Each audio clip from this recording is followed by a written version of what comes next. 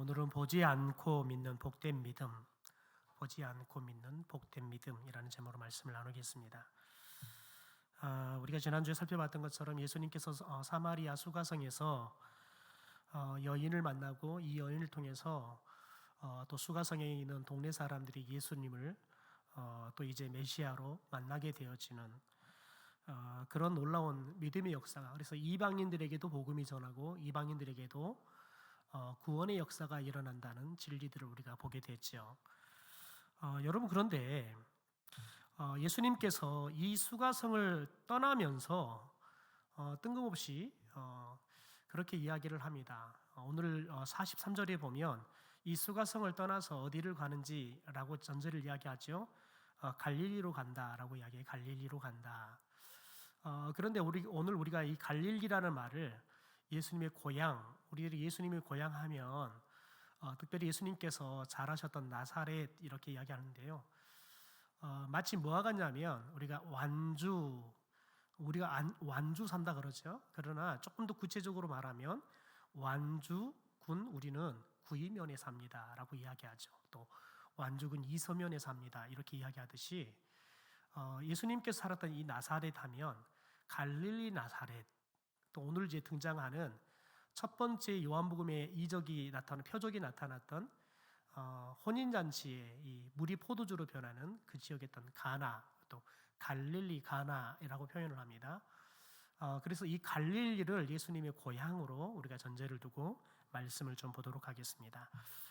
예수님께서 이 수가성을 떠나서 갈릴리로 가시면서 뭐라고 말을 하냐면 선지자가 고향에서는 높임을 받지 못한다라고 이야기를 합니다. 여러분, 그런데 누가복음 4장을 보면 예수님께서 고향인 나사렛 해당에서 말씀을 전할 때 사람들이 예수님의 말씀을 받아들이지 않습니다. 그러면서 뭐라고 말하냐면 예수님에 대해서 저 사람은 요셉의 아들이 아니냐라고 이야기합니다. 목수의 아들, 목수였던 요셉의 아들이 아니냐라고 이야기를 해요. 그러니까 나사렛 사람들은 그냥 자기들이 쭉 봐왔던 목수였던 요셉의 아들로, 그리고 아버지를 일찍 잃어버리고 그래서 홀로 어머니와 동생들을 실은 책임지기 위해서 정말 열심히 살았고 고생하며 살았던 그 예수, 그래서 요셉의 아들 예수로 알고 있었죠. 그러니까 예수님은 그냥 자기들에게 선생이 아니라 또 메시아도 아니고 하나님의 아들도 아니고 자기들이 알고 있는 그냥 자기들과 평범하게 살았던 요셉의 아들로 알았습니다. 그러니까 예수님이 전하는 말씀을 전혀 받아들이지 못합니다. 전혀 믿을 생각을 하지 않습니다. 특별히 이 가족 중에 목사가 있으면 그렇죠. 목사가 있으면 이 가족 중에 그 목사를 바라보는 이미지가 실은 목사를 바라보는 시선이에요. 왜냐하면 뭐 가족 중에 어린 시절부터 이렇게 잘 성장해서 저 아이는 목사가 될 만해 라고 이렇게 칭찬을 듣는 사람도 목사가 되는 경우도 있지만, 어떻게 보면 가족들도 내놔버린 그런 굉장히 타락한 삶을 살다가 신학을 하고 목사가 된 사람도 있지요. 여러분, 그런데 중요한 건 뭐냐면 목사라는 것은 하나님께서 기름 부어 세운 사람입니다. 그러니까 그 사람이 과거에 어떤 삶을 살았느냐 그게 중요한 것이 아니라 지금 현재 하나님께서 그 사람에게 기름을 부어 세웠다, 이게 중요한 거죠. 그런데 많은 사람들이 특별히 과거의 그 모습 갖고 오늘의 그 사람을 이렇게 보죠. 목사로 보기보다는 참 저 사람은 철없는 사람, 뭐 덕이 안 되는 사람 이렇게 보지요. 여러분, 그러면 다른 목사를 볼 때도 그렇게 쉽게 보죠. 그러면 목사를 통해서 말씀의 은혜를 경험할 수 없습니다. 왜냐하면 내가 어릴 적에 내가 알고 있는 목사를 어린 시절부터 쭉 봤는데 그냥 뭐 철없는 뭐 그런 동생으로 보기 시작하면 그러면 어떤 은혜도 받을 수가 없습니다. 제가 사역했던 교회 중에 하나는 그 교회 출신이었던 목사님이 담임 목사로 와서 목회한 목사님이 계셨습니다. 그런데 자기들끼리 이제 교인들이 자기들끼리 모여서 이야기하면 그 누구 집 아들, 또 목사 사모님을 그 누구 집 며느리 이렇게 이야기를 하는 겁니다. 여러분, 그러면 그 목사님이 전하는 말씀을 들으면서 은혜가 될까요? 전혀 은혜되지 않습니다. 전혀 은혜가 되지 않아요. 여러분, 그러면 그 영혼은 죽는 거예요. 절대 살 수가 없어요. 여러분, 그런데 지금 예수님의 고향 사람들이 그랬다는 거예요. 요셉의 아들, 어릴 적부터 저렇게 고생하며 살았던, 뭐 배우지도 못했고 그냥 어린 시절부터 아버지 일찍 여의고 어머니 그리고 동생들 건사하느라고 정말 고생만 하고 일했던 그런 사람. 여러분, 그러니까 어디 그런 예수님이 그런 예수님이 하나님의 말씀을 전한다? 그게 진짜 하나님의 말씀이다? 믿어지지 않는 거죠. 그러니까 여러분, 예수님께서 고향이기 때문에 가서 말씀을 전해요. 그런데 예수님께서 이 고향을 가시지만 이미 아셨습니다. 선지자가 고향에서 높임 받지 못한다. 알았죠. 여러분, 그럼에도 불구하고 예수님께서 본인의 고향 갈릴리로 가는 이유는 딱 하나입니다. 여러분, 그 이유는 하나님께서 그에게 주신 사명 때문에 가는 겁니다. 고향 사람도 하나님께서 그에게 들려준 복음을 전해야 할, 그리고 그 복음을 듣고 하나님의 사람으로 거듭이 나야 할 구원의 대상인 거죠. 그러니까 특별히 마태복음 13장 57절을 보면 또 굉장히 이 고향 사람들에 대해서 심각하게 이야기를 하죠. 예수를 배척했다라고 이야기해요. 예수를 배척했다. 그래서 예수님께서 그들에게 말씀을 하되 선지자가 자기 고향과 자기 집 외에는 존경을 받지 않음이 없느니라. 그러니까 자기 고향과 집 외에서는 선지자들이 특별히 여러분 존경도 받고 인정도 받는다는 거예요. 그러나 고향과 자기 집에서는 존경을 받지 못한다는 거죠. 여러분, 그럼에도 불구하고 예수님께서는 고향이던 갈릴리로 가시면서 자신이 높임 받지 못할 것을 알고 있었습니다. 여러분, 그런데 이 사마리아 사람들과 이 갈릴리 사람들이 굉장히 대조적으로 나타나는 겁니다. 여러분, 사마리아 사람들, 예수님께서 이틀 동안 그들과 함께 먹고 자고 하면서 하나님 말씀을 전해주잖아요. 그런데 원래 사마리아인들은 유대인들은 예수를 두 번째 주고 유대인들을 배척했습니다. 유대인들과는 가까이 하지도 않았고요. 심지어 먹는다는 건 상상할 수 없습니다. 그런데 이틀 동안이나 이 사마리아 사람들이 예수님이 누군지를 아니까요, 초대를 해서 예수님과 함께 먹고 자고 하면서 말씀을 배우는 겁니다. 그러면서 예수님의 말씀을 들으니까 사마리아 사람들이 예수님을 믿게 되어집니다. 여러분, 유대인들은, 이방인들은 절대 구원의 대상이 아니라고 생각했습니다. 더군다나 사마리아 사람들은 이방인들 중에서도 더 나쁜 사람들이에요.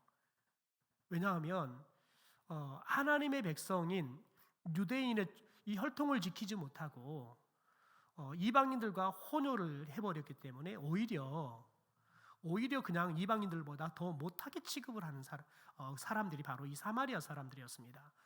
그러니까 유대인들이 생각하기에는 구원의 대상이 아니라 하나님 백성의 대상이 아니라 이 사람들 철저하게 하나님께서 지옥의 땔감 쓰기 위해서 만들었다라고 이야기를 하고 그렇게 믿었던 사람들이죠. 그러니까 사마리아 사람도 그렇게 생각했습니다.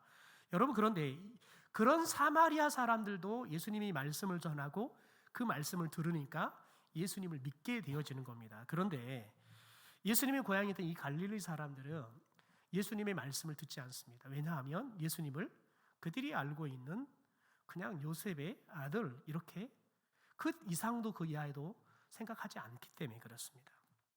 그럼에도 불구하고 예수님께서 그들에게 가서 복음을 전합니다. 우리 45절의 말씀 우리가 읽기 전에 전제할 게 뭐냐면 예수님께서 고향에서는 높임을 받지 못한다, 이렇게 미리 예고를 했습니다. 그런데 갈릴리에 갔습니다. 같이 함께 읽죠. 45절입니다. 시작. 갈릴리에 이르심에 갈릴리인들이 그를 영접하니 이는 자기들도 명절에 갔다가 예수께서 명절 중에 예루살렘에서 하신 모든 일을 보았습니다. 여러분들 45 초반절에 보니까 갈릴리에 이르렀더니 갈릴리인들이 그냥 고향 사람들이 예수님을 영접했대요. 받아들였대요. 예수님께서는 실은 수가성에 출발할 때 뭐라고 말하냐면 내가 고향에 가면 선지자는 고향에서 높임을 받지 못한다. 그렇게 이야기했단 말이죠. 그런데 예수님의 말과는 전혀 다르게 갈릴리인들이 예수님을 환영합니다. 그럼 예수님이 말씀을 잘못한 걸까요?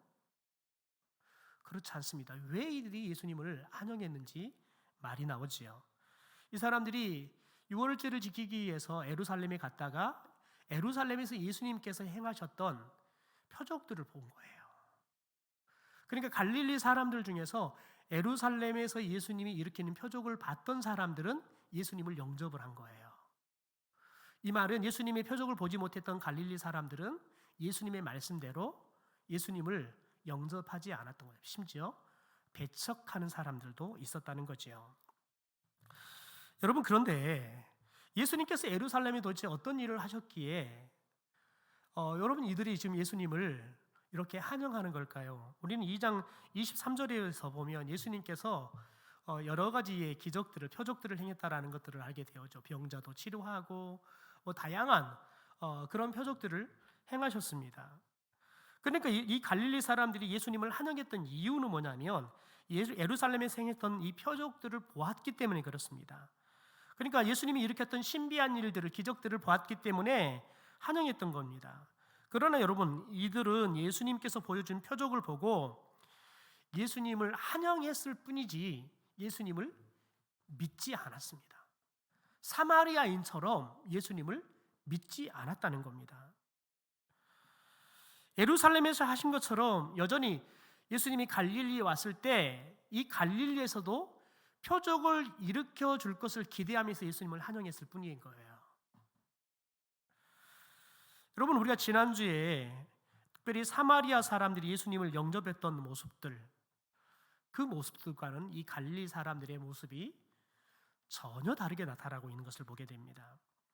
여러분, 사마리아 사람들이 그들이 어떻게 보면 저주하고 비난했던 이 수가성의 여인이 와서 예수님 만난 이야기를 하니까요, 다 예수님을 만나러 가잖아요. 그리고 예수님을 만나고 예수님의 말씀을 듣더니 이 사마리아 사람들이 예수님이 수가성의 여인이 이야기하는 것처럼 진짜 메시아라는 사실을 알고 믿게 됩니다.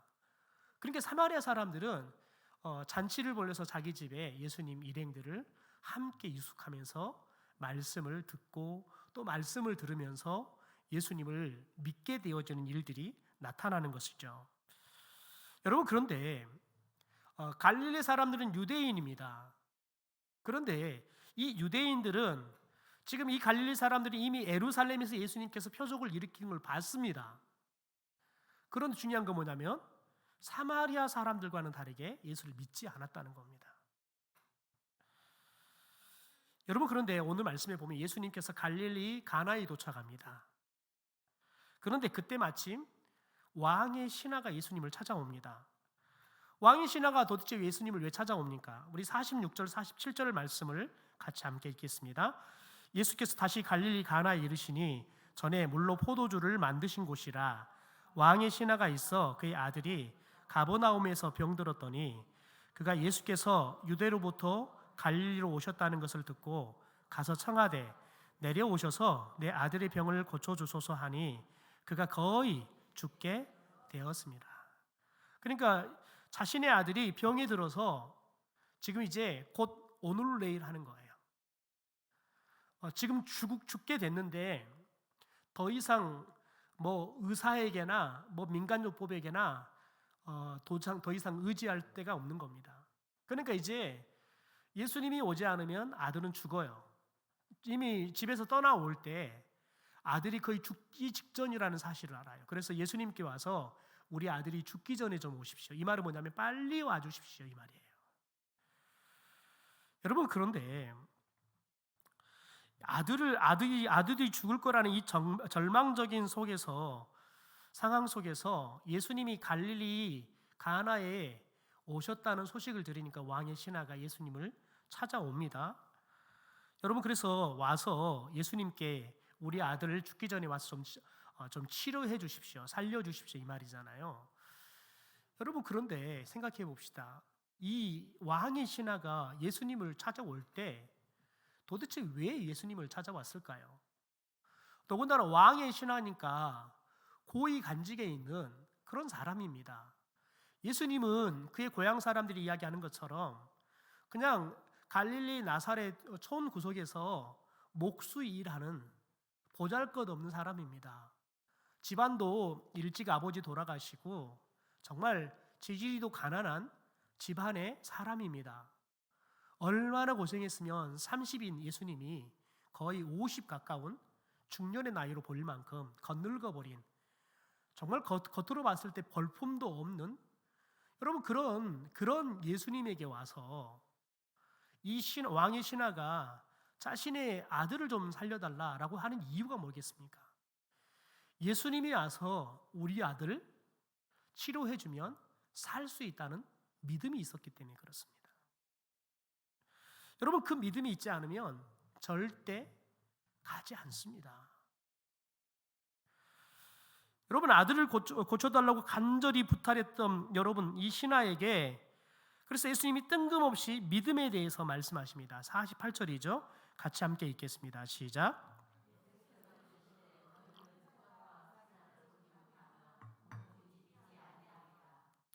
여러분, 여기서 너희는 이라고 하는데 복수형 단어죠. 그러니까 예수님 주위에 지금 수많은 사람들이 있다는 것을 우리가 알 수 있습니다. 그러니까 여러분, 이 수많은 사람들이 예수님의 제자들을 물론이고 수많은 이 갈릴리 가나에 살고 있는 사람들이 지금 함께 있는 겁니다. 그런데 이 사람들은 지금 아들이 곧 죽게 생겨서 절박한 심정을 가지고 와서 예수님께 여러분 부탁하고 있는 여러분 이 상황을 보고 있는 겁니다. 여러분, 그런데 예수님께서 뭐라고 말하냐면 신하하고 왕의 신하하고 대화를 하고 있는데 뜬금없이 예수님이 뭐라고 말하냐, 너희는 표적과 기사를 보지 못하면 도무지 믿지 않는다. 여러분, 이 말은 지금 누구에게 하는 말일까요? 왕의 신하에게 하는 말일까요? 아닙니다. 여러분, 지금 왕의 신하는 믿음으로 예수님을 만나러 온 겁니다. 그 믿음 하나 때문에 사회적으로 봐도 그렇고요, 외모적으로 봐도 그렇고요, 본인이 갖고 있는 권력으로 봐도 그렇고요, 예수님을 찾아올 이유가 하나도 없어요. 그런데 딱 하나, 예수님이면 우리 아들이 다시 살아날 수 있다는 믿음이 있었다는 거예요. 그런데 여러분, 예수님과 이 신하 사이에 지금 예수님을 둘러싸고 있는 많은 사람들은 이 자리에 지금 왜 있을까요? 특별히 예수님의 고향인 이 가나의 사람들, 갈릴리의 사람들은 도대체 이곳에 왜 나왔을까요? 여러분, 오늘 예수님께서 지금 이들이 왜 지금 이곳에 나와서 예수님을 보고 있는지 말하고 있는 겁니다.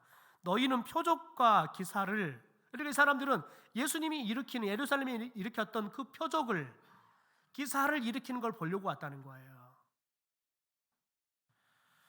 그래서 예수님께 너희들이 표적과 기사를 보지 못하면 도무지 믿지 않는다라고 이야기를 하는 겁니다.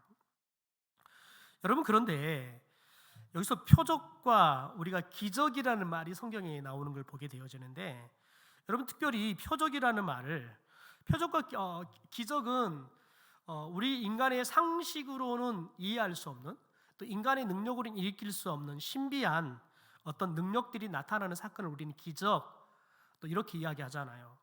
여러분, 그런데 기적과 표적은 일어나는 현상은 똑같아요.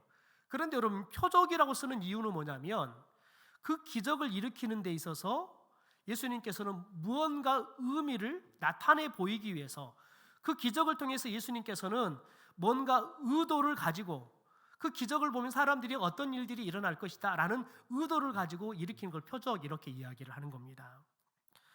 여러분, 그런데 특별히 예수님께서 표적을 일으킬 때 요한복음은 도대체 예수님께서 왜 표적을 일으켰느냐, 예수님이 하나님의 아들이라는 것들을 믿게 하기 위해서 표적을 일으켰다라고 이야기하는 겁니다.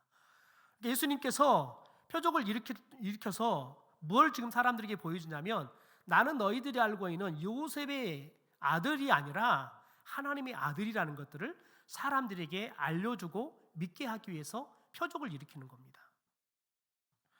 그런데 여러분, 사람들은 표적은 보는데 그 표적을 통해서 예수님이 하나님의 아들이라는 사실을 믿지 못하고 있다는 겁니다. 여러분, 그런데 예수님께서 사마리아 여인, 특별히 이 사마리아 여인과 대화할 때 볼까요? 이 사마리아 여인과 대화할 때 사마리아 사람들은 자신들이 예배하는 대상이 누군지도 모르고 예배를 한다라고 이야기를 해요.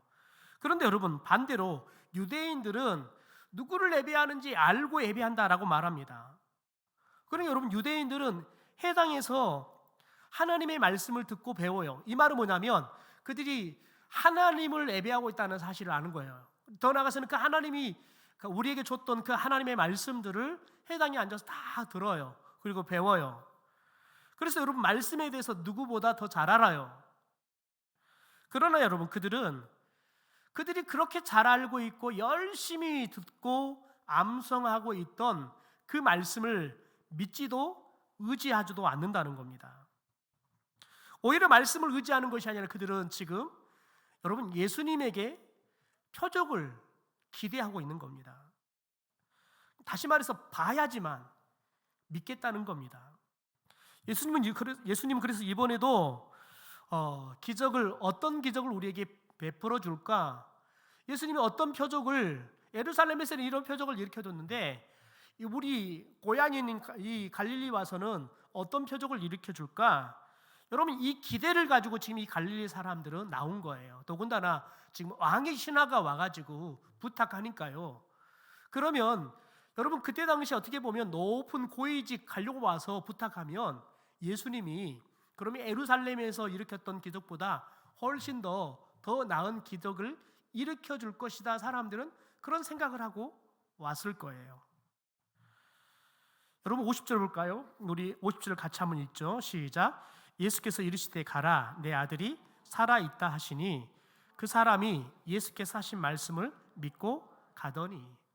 여러분 보십시오. 지금 갈릴리 사람들, 가나 사람들은 예수님이 일으키는 표적을 보려고 와서 지금 기대를 하고 보고 있어요. 그런데 여러분, 예수님께서 이 왕의 신하에게 뭐라고 말합니까? 말씀해 보니까 가라 그럽니다. 가라, 내 아들이 살아있다. 여러분, 지금 갈릴리 가나 사람들은 예수님이 일으키는 표적을 보려고 왔어요. 그런데 예수님께서는 표적이 일으켜지는 것을 보여줍니까? 안 보여줍니까? 안 보여줘요. 안 보여준다고요. 예수님께서 왜 안 보여줄까요? 일단 표면상의 이유는 신하의 아들이 이곳에 없기 때문에 그렇습니다. 그런데 여러분, 예수님께서는 표면상 지금 없기 때문에 여러분 표적을 안 일으키는 게 아니라 시간, 공간을 초월해서 예수님께서는 표적을 일으켰습니다. 그런데 이 사건을 통해서 예수님이 우리에게 지금 가르치는 건 뭐냐면 이 왕의 신하가 보이는 믿음의 모습인 겁니다. 여러분, 왕의 신하는 표적을 지금 아들을 살려주는 표적을 일으킨 걸 눈에 보지 않았어요. 예수님이 가라, 너 아들 살았다. 이 말이 뭐냐면 내가 너 아들 살려줬으니까 가서 가라, 이 말이에요. 그런데 여러분, 이 왕의 신하는 이 예수님의 말씀을 믿고 갔다는 거예요. 그러니까 표적을 지금 보고 믿는 게 아니라 예수님이 말씀하는데 내 아들 살았다 그러니까 그 말씀 믿고 갔다는 거예요. 여러분, 이게 오늘 중요한 메시지예요. 여러분, 우리들은 간증을 굉장히 중요하게 생각합니다. 여러분, 그런데 간증이라는 것은 저와 여러분의 믿음을 가져다 줄 것 같지만 아니에요. 어떻게 보면 믿음에 굉장히 어떻게 보면 우리에게 믿음의 어떤 약간의 기쁨을 느낄 수 있다고 할까요? 또 기대치를 갖게 한다고 할까요? 그런데 여러분, 중요한 건 뭐냐면 그런 간증을 듣고 결코 우리의 믿음은 좋아지지 않아요. 왜냐하면 믿음은 말씀으로만 좋아지기 때문에 그렇습니다. 믿음은 말씀으로만 생기고요, 믿음은 말씀으로만 좋아지는 거지 누군가가 낫고 살아나니까 내 믿음이 좋아진다? 아닙니다. 전혀입니다. 우리가 그런 생각을 하죠. 하나님이 치료했다. 여러분, 그런데 중요한 건 우리가 그 상황이 벌어지면 우리는 기도할까요? 아닙니다. 그 영혼처럼 말기 암액을 죽게 된 상황이 벌어지잖아요. 그러면 기도하는 것이 아니라 우리는 여전히 또 원망하고 있는 거예요. 하나님, 내가 뭘 잘못했다고 나에게 이런 병을 줘요? 여러분, 우리들이 그런 이야기를 들으면 우리도 그런 어려움을 겪으면 기도할 것 같지만 아니에요. 전혀 기도하지 않아요. 절대 기도하지 않습니다. 여러분, 왜 그럴까요? 자꾸 간증을 들으면 우리는 말씀에 우리의 믿음을 의지하는 것이 아니라 자꾸 간증에 우리가 자꾸 믿음을 그 간증으로부터 얻으려고 하는 착각에 빠져버리는 거예요. 그래서 여러분, 기도원을 쫓아다니는 사람은 평생 기도원 쫓아다 죽어요. 왜냐하면 거기 가면 막 내 눈에 지금 막 하나님이 살아계신 게 막 보인 것 같거든요.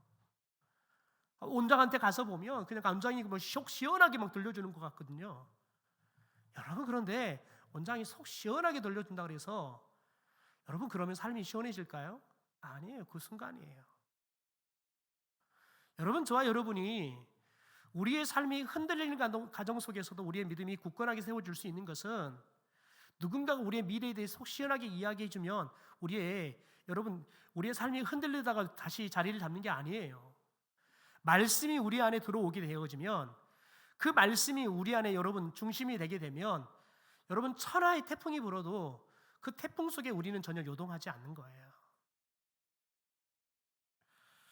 보십시오. 특별히 오늘 말씀에 보면 이 왕의 신하가 예수님께서 말씀하는 걸 듣고는요 갔대요. 그런데 여기서 특별히 살았다라는 말을 하는데 언어적으로 여러분 뜻을 해석하면 이렇게 해석이 됩니다. 지금 완전히 살아서 존재한다 이 말이에요. 지금 너 아들이 완전하게 살아서 존재하고 있다. 근데 지금 왕의 신하는 올 때 아들이 죽을 상황에 거의 죽게 된 상황이에요. 그런데 완전하게 지금 나아서 살아서 존재하고 있다는 거예요. 살아났다 이 말입니다. 여러분, 그런데 보십시오. 왕의 신하는 눈에 보이는 표적을 보고 믿는 게 아니라 예수님의 말씀을 듣고 믿었다는 거예요.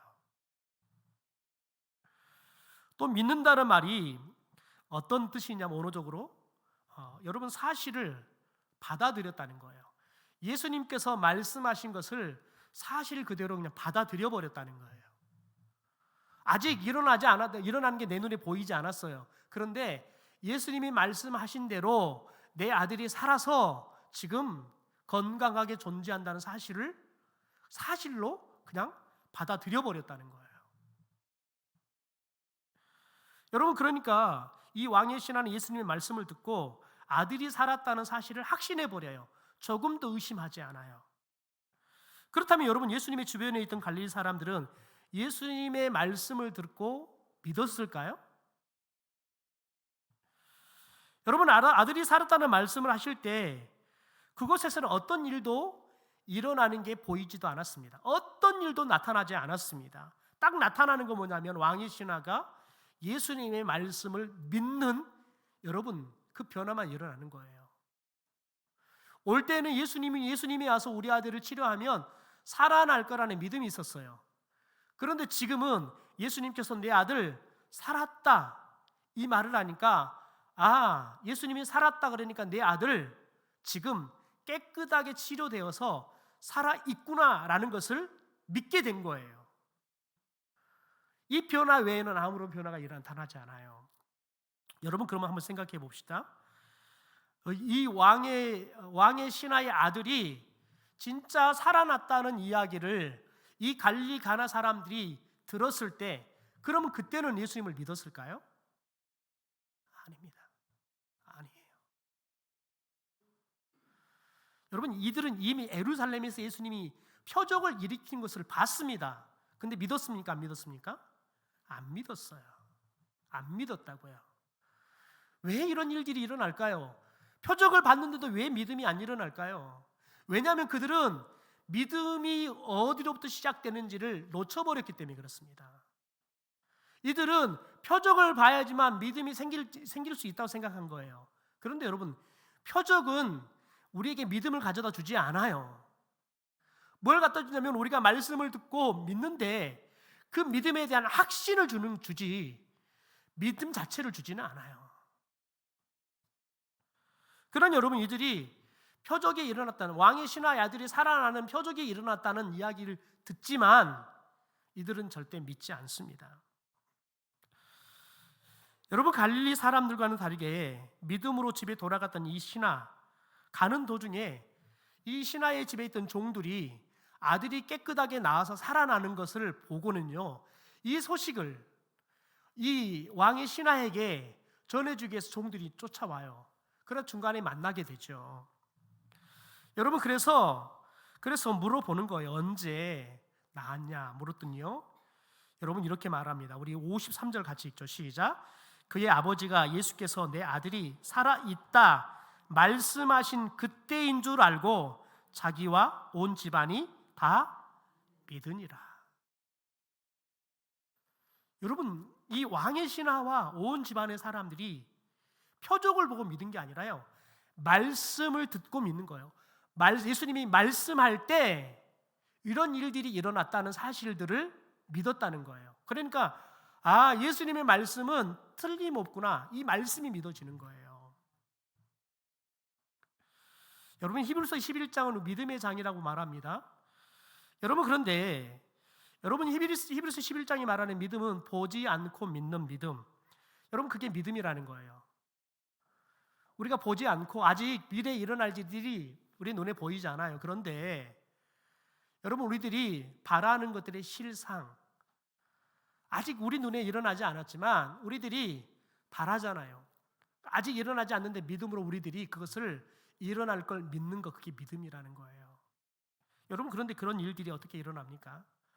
하나님을 말씀을 통해서 우리가 믿게 되어질 때 하나님이 무슨 말을 해도 그 일은 반드시 하나님이 말씀했기 때문에 일어날 거야, 믿는 거예요. 우리가 요한복음 20장의 말씀을 보면, 오늘 낮에 우리 실버 예배에서 어르신과 나눴는데요, 다른 제자들이 예수님이 부활한 걸 보지만 도마는 마침 그때 없어서 예수님이 부활한 걸 믿지 못해요. 그래서 제자들로부터 예수님이 부활했다는 소식을 듣지만 그때 이 도마가 뭐라고 말하냐면, 나는 예수님을 직접 만나서 이 손에 못자국 보고 옆구리에 창자국 보고 만져보면 그때 나는 믿겠다라고 이야기해요. 예수님이 그런데 이제 다른 제자들 도마가 있을 때 찾아옵니다. 예수님께서 도마에게 그러죠. 내 손에 못자국 만져봐라. 내 허리에 창자국에 너 손 넣어봐라. 그리고는 너 믿는 사람 되라. 그러면서 여러분, 도마에게 뭐라 말합니까? 우리 말씀 같이 읽죠. 시작. 예수께서 이르시되 너는 나를 번고로 믿느냐? 보지 못하고 믿는 자들은 복되도다. 여러분, 보지 않고 보지 못하고 믿는다는 건 뭐예요? 말씀을 듣고 그냥 말씀대로 일어나는 것들이 보이지 않지만 말씀을 듣고 믿는 사람이 표적을 보고 믿는 사람보다 복되다는 거예요. 여러분, 이 말을 더 다른 말로 여러분 이야기해 보면, 우리가 표적을 보고 믿겠다는 사람은 절대 믿음이 안 생겨요. 그러나 우리가 하나님의 말씀을 듣고 믿으면 여러분, 우리는 반드시 믿게 되어 있습니다. 더군다나 여러분, 저 말씀은 실은 도마에게 해당되는 말이 아닙니다. 이미 도마는 봐버렸기 때문에 보지 않고 믿는 것, 그것은 도마에게는 해당이 없는 겁니다. 오늘 저와 여러분에게 해당이 되는 말씀이죠. 예수님을 보고 싶어도 예수님은 이미 승천하셔서 보일 수가 없는 겁니다. 단지 우리는 예수님이 전해주신 말씀이 기록되어서 오늘 우리에게 들리는 거죠. 그래서 우리는 말씀을 들으면서 보지 않아도 믿게 되는 그 자체가 복이 되다는 거예요. 왜냐하면 저와 여러분에게 믿음을 가져다주는 성령은 우리 가운데 믿음을 줘도 무엇을 통해 줍니까? 예수 그리스도께서 우리 가운데 전해뒀던 그 말씀을 가지고 우리에게 믿음을 주실 줄 믿습니다. 우리의 믿음의 성장이 어떻게 일어나느냐? 예수 그리스도께서 전했던 그 말씀을 우리 가운데 여러분 가르쳐주고 깨닫게 하고 말씀대로 살아가면서 우리들이 예수님의 장성한 분량까지 우리들이 성화되어져 갈 때 우리들이 믿음이 커져가고 믿음이 장성하도록 성장하는 거예요. 그러니까 성령은 우리에게도 믿음을 주시고 그 믿음을 여러분 키워가는 데 있어서 사용하는 건 딱 하나예요. 예수님이 전했던 말씀이라는 거예요. 그래서 저와 여러분이 말씀을 매일 묵상해야 할 이유가 거기 있는 거예요. 말씀을 여러분 우리가 묵상할 때, 말씀이 우리 안에 가슴에 들어오기 시작할 때 우리의 믿음이 커져가는 거예요. 제가 다음 주에 당진 동일교회를 가는데요, 당진 동일교회에 여러분 아이들이 오늘 저녁 수요일 같은 경우는 아이들이 어른들 같이 똑같이 예배 드리고요, 똑같이 같이 기도합니다. 여러분, 그런데 초등학교 1학년부터 6학년 아이들이 어른들 똑같이 기도합니다. 선생님들이 도와주려고 그랬더니 아니 우리끼리 기도하겠다고. 아이들이 그냥 같이 예배 똑같이 드리고요, 어른들처럼 똑같이 아이들이 모여서 통성으로 기도합니다. 왜 그럴까요? 왜 그 아이들은 그렇게 그냥 부모님들이 교회 가라 예배 드리라 말하지 않아도 애들이 그냥 그들이 알아서 예배를 드리고 기도할까요? 이유는 딱 하나입니다. 매일마다 하나님의 말씀을 암송하고 익힙니다. 말씀이 들어가면 믿음이 생겨요. 믿음이 생기면 여러분, 하나님이 믿어지면요, 기도는 하나님 앞에 이야기하는 거예요. 그러니까 여러분, 하나님 앞에 이야기하는 것은 하나님이 있다는 것을 알면 이야기하지 말라고 그래도 이야기해요. 그러니까 여러분, 그 아이들이 이 저녁에 집에 가서 여러분 따뜻하게 밥 먹고 텔레비전 보는 게 아니라 아이들이 다 같이 예배 드리고 다 같이 뜨겁게 기도하고 9시가 넘어서 집에 가는 거예요. 금요 철야도 똑같이 하는 거예요, 애들이요. 말씀이 들어가면 저와 여러분이 믿음을 몇 년 동안 가졌든, 저와 여러분이 얼마나 배웠든 상관없어요. 성령이 말씀을 통해서 우리에게 믿음을 주시면 저와 여러분이 믿음을 갖게 될 줄 믿습니다. 저와 여러분의 믿음이, 여러분 우리들이 얼마나 배웠냐 딱 상관없는 게 아니라 상관없이 저와 여러분의 믿음이 말씀이 들어온 만큼 성장하게 될 줄 믿습니다. 여러분, 그런데 중요한 건 뭐냐면 말씀을 많이 배운다 성장하는 게 아니에요. 말씀을 많이 배우면 여러분 성령으로 그 말씀이 깨달아지지 않잖아요. 성령을 통해서 그것이 우리의, 여러분 예수 그리스도의 인격으로 우리 안에 새로워지지 않으면 그 말씀은 우리를 여러분 사탄의 도구로 쓰임받게 하는 여러분 이유가 돼요. 제가 알았던 권사님께서 얼굴 수술을 하셨어요. 피부 수술을 하셔서 의사가 몇 달 동안은 해를 보면 안 됩니다. 이 피부를 깎았기 때문에 해를 보면 안 되고 집에 있어야 합니다. 그리고 될 수 있으면 형광등도 켜지 마십시오. 그러니까 깜깜함 속에 그냥 말씀만 보는 거예요. 간신히 말씀만 보는 거예요. 여러분, 그런데 한 3개월 굴고 나니까요, 우울증이 와요. 귀신이 들려버렸어요. 우울증이 왔다 귀신이 들려버렸어요. 부목사님이 신방 왔는데요, 그 권사님이 말씀을 가지고 그냥 부목사를 얼마나 쪼글져 버렸던지요. 여러분, 귀신이 와도 말씀 가지고요, 여러분 말씀 가지고 여러분 목사를 막 마음대로 좌지우지 해버린다니까요. 그러니까 말씀이 성령으로 여러분 깨달아지고 믿어지지 않으면 말씀을 통해서 저와 여러분이 여러분 성령의 도구가 아니라 사탄의 도구로 쓰임받을 수 있다는 거예요. 여러분, 그것 가지고 가장 많이 나타나는 현상이 뭐냐면 비판하는 거예요. 제 청년 시절에 제가 모셨던 담임 목사님께서 말씀을 굉장히 잘 가르치는 은사가 있었어요. 그래서 이분이 부목사에 있다가 개척에 나왔는데 그 교회 청년들이 다 따라 나왔어요. 그래서 청년 세대들이, 그 신혼부부 세대들이 같이 교회를 이루어서 교회가 폭발적으로 부흥했어요. 3년도 안 됐는데 150명 막 넘어가는 거예요. 사람들이 목사님께 말씀을 듣겠다고 사람들이 와요. 여러분, 그런데 그 목사님을 통해서 제자 훈련 받고 또한 큐티하고 또 설교 듣고 말씀에 대해서 너무너무 잘하는데요, 그 교회가 여러분 4년째 되니까요 풍비박산이 났어요. 그 말씀 갖고 서로를 정죄하는 거예요. 서로 싸우는 거예요. 왜 그럴까요? 말씀만 공부하지 그들 안에 성령이, 여러분 성령이 그들 안에 역사하지 않아요. 성령으로 그들의 믿음이 뒤집어지지 않은 거예요. 그러니까 여러분 말씀이 지식이 되어서 사람을 판단하는 기준이 돼버리는 거예요. 그러니까 여러분 서로를 정죄하고 비난하고 하다 보니까 교회가 깨지는 거예요. 여러분, 철저하게 저와 여러분이 말씀을 성령으로 깨달아야 될 줄 믿습니다. 말씀이 여러분 우리 가운데 들어와 때 성령께서 깨닫게 하실 말씀을 우리가 듣게 되어질 때 저와 여러분이 이 말씀이 우리의 인격이 되고 삶이 되고 저와 여러분이 하나님의 비전을 품게 되어지는 도구로 쓰임받게 될 줄 믿습니다.